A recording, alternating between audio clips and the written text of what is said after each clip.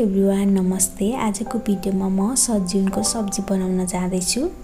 यसलाई विभिन्न ठाउँमा विभिन्न नामले चिन्ने गरिन्छ, जस्तै सजिवन, सजिन, सजौन, मोरिंगा, ड्रमस्टिक आदि। यो सब्जीलाई गर्मी मौसममा खाँदा शीतल हुनुको साथै यसको थुप्रै औषधीय गुणहरू पनि छ।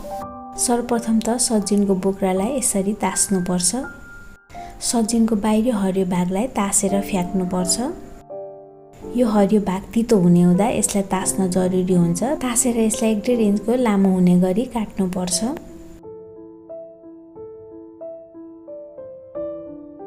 मैले सब्जीमा मिसाउनको निम्ति 3वटा मिडियम साइज आलुलाई यसरी डाइस कटमा काटेर लिएको छु।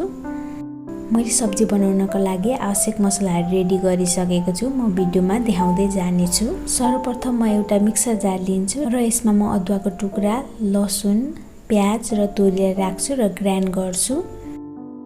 तोरीले सजुनको सब्जी अझ टेस्टी हुन्छ, तर धेरै चाहिँ हाल्नु हुँदैन, तितो हुन सक्छ। यसमा म थोरै पानी राखेर पेस्ट रेडी गर्छु।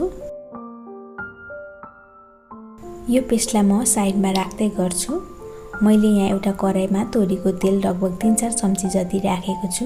यसमा म 5 फोरन मसलालाई फुराउँछु र यो खैरो हुन थालिसकेपछि यसमा म आलु र सजुनलाई राख्छु र 2-3 मिनेट जति यसलाई चलाउँदै भुट्छु। अब यसमा म बेसार, रातो धुलो खोर्सानी र ग्राइन्ड गरेको मसला राखेर चलाइदिन्छु।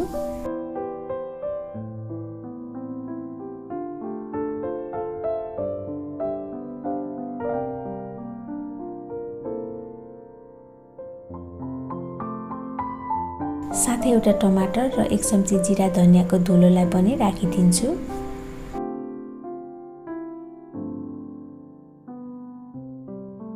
अब यो सबै मसलालाई 4-5 मिनेटसम्म छोपेर भुटिन दिन्छु।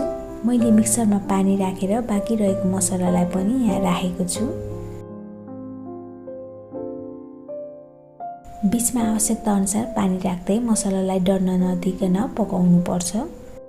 ग्रेभीको लागि आलुलाई डाडुको सहायताले मसिनो बनाउन सकिन्छ, तर सजिवनलाई चाहिँ मसिनो नबनाउँदा नै राम्रो हुन्छ। सजिवनमा रेसाहरू हुने हुँदा मसिनो बनाउँदा रेसाहरू निस्किन्छ र यसलाई खान गाह्रो हुन्छ। मैले यहाँ स्वादअनुसार नुनलाई पनि राखिदिएको छु। यसलाई धेरै बेर पकाइराख्नु पर्दैन। मसला पाकेपछि यसमा म तुरुन्तै कतिको रस राख्ने हो त्यही अनुसारले पानीलाई राख्छु र 2-3 मिनेट जति हाई फ्लेममा उम्लिन दिन्छु।